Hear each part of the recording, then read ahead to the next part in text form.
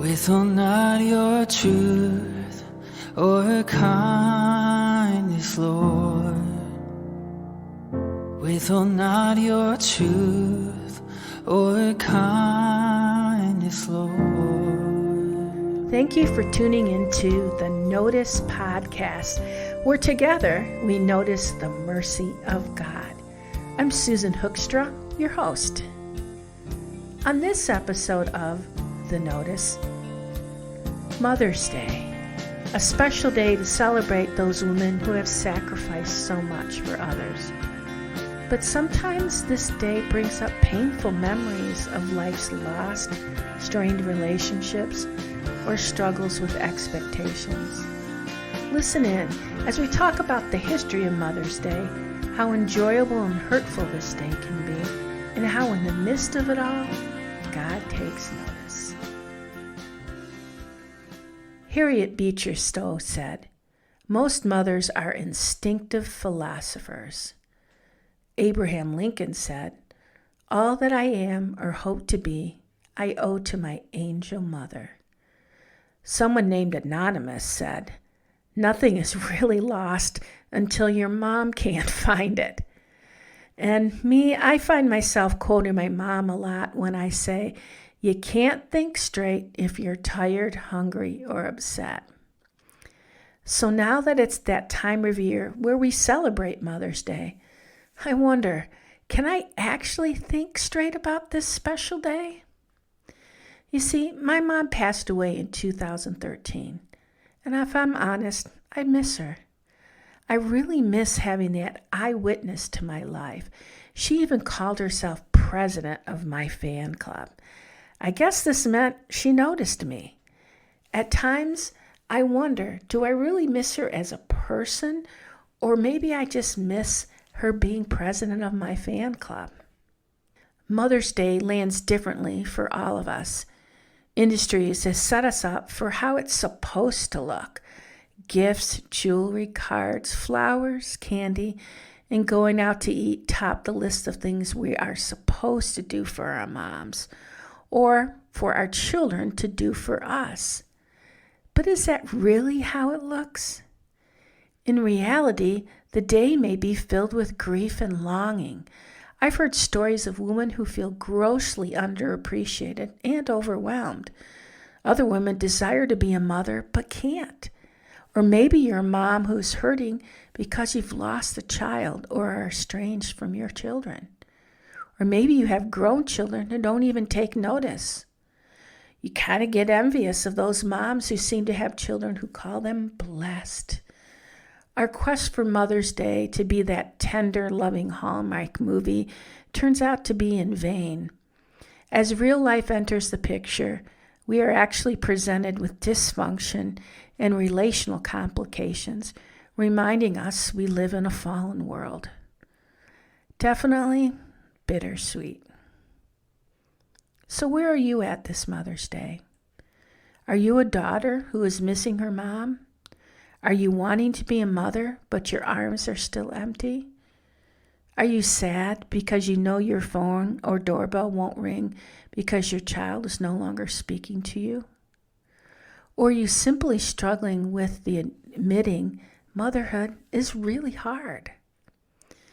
Interestingly enough, the history and tradition of Mother's Day in America is also bittersweet. Mother's Day was started by Anne Reeves Jarvis. She was known as Mother Jarvis, who was an activist in the Civil War. She organized women brigades and encouraged women to help without regard for which side their men had chosen in the war. After the war, she proposed a Mother's Friendship Day to promote peace between former Union and Confederate families. And I suppose, like most mothers today, it seemed all she wanted was a day of peace. But after her death in 1905, her daughter Anna wanted to take it a step further. She not only wanted to honor her mom, but wanted to set aside a special day to honor the sacrifices mothers have made for their children. Resolved to see this holiday added to the national calendar, she began a massive letter-writing campaign to newspapers and prominent politicians, urging the adoption of this special day. She argued that many of American holidays were biased towards male achievements. Well, her persistence finally paid off in 1914 when President Woodrow Wilson signed a measure officially establishing the second Sunday in May as Mother's Day. But what started off as a day to honor her deceased mom ended up becoming a commercial holiday. Her intent was to have it be just a sweet day to honor her mom, maybe wear a white carnation, go to church, and have dinner. But quickly, florists, candy makers, and candle stores got a hold of this day as a way to increase revenue. By 1920, just 6 years later, Anna was so disgusted with how the holiday had been commercialized, she urged others to stop buying Mother's Day cards and gifts. So even then, at the very beginning, Mother's Day wasn't all it was supposed to be. Which gets me back to our expectations. What is the best way for a mother to be honored? Aside from commercialization or the longing for peace within families, I don't know about you, but as a mother, I'm not terribly materialistic, so I don't care that much about gifts. But I do care about being with my children, and I enjoy my time with them. Maybe that is mostly because spending time with them allows me to better understand the condition of their heart. Are they living a full life? Are they full of gratitude? Can they sincerely show appreciation? Which takes me back to the heartbeat of this podcast, taking notice. Friends, a big part of showing gratefulness or appreciation means that, we have to take notice.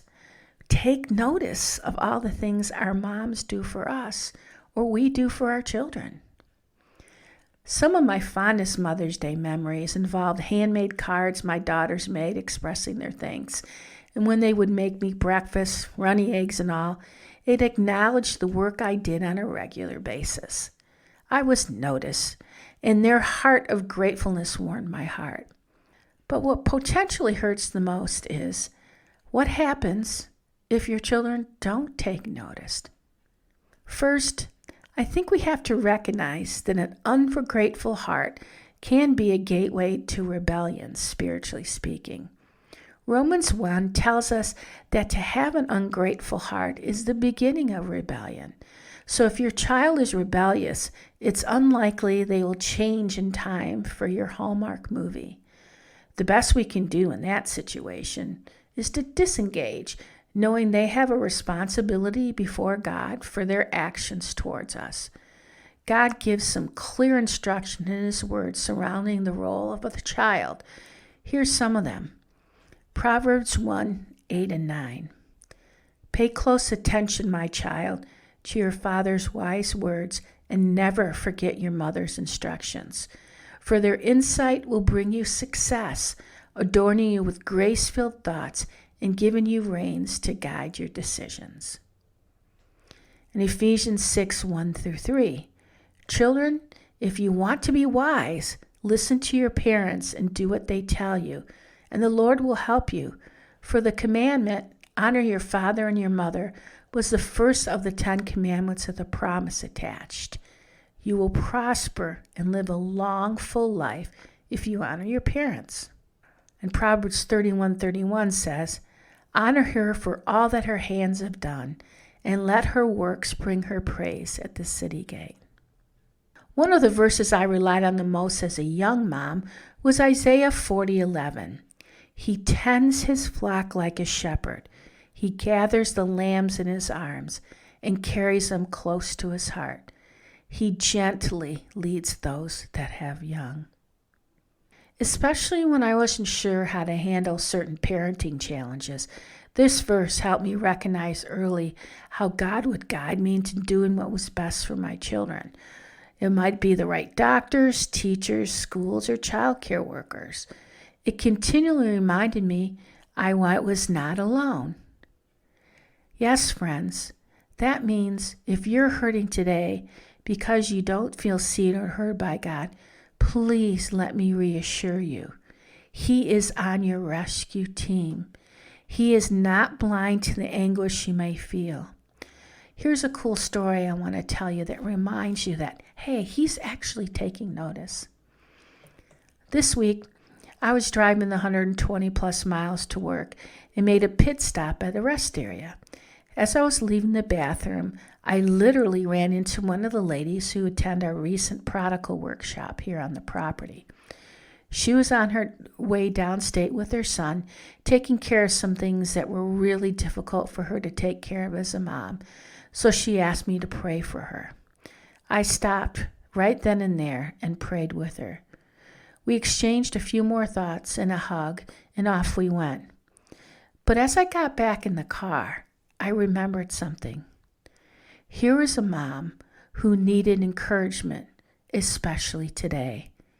And what did God do? He brought me along who understood her situation and took notice. Friends, this is just one way that God shows us that He is taking notice. My heart was full knowing that she was riding on God's coattails as she dealt with the challenges she had to face.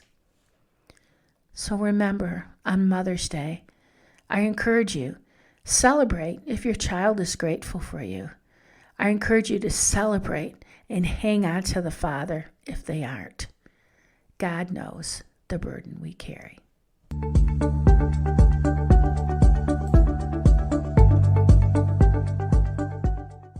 When I was pregnant with my first child, I asked my then mother-in-law what her favorite age was of her children. Maybe it's when they were a baby or said their first word, but I distinctly remember her saying, "It's whatever age they are." I really took that to heart, and I tried to enjoy every age. It seemed that as they ventured into another season, so did I. Being a mom is one of the most challenging roles God gives us, and we change as they change. But I challenge you, listener, not to make being a mom your identity. If you do, as those seasons change and you become the mom of a teenager, you might be miserable as they sprout their wings. As an empty nester, you might feel lonely and without purpose. If your adult child doesn't call or remember Mother's Day, you'll feel offended. As we anchor our identity, not in our roles, but in our essence, we will feel free as we enter these new seasons with our children. We'll start enjoying whatever age they are. May you take notice this Mother's Day.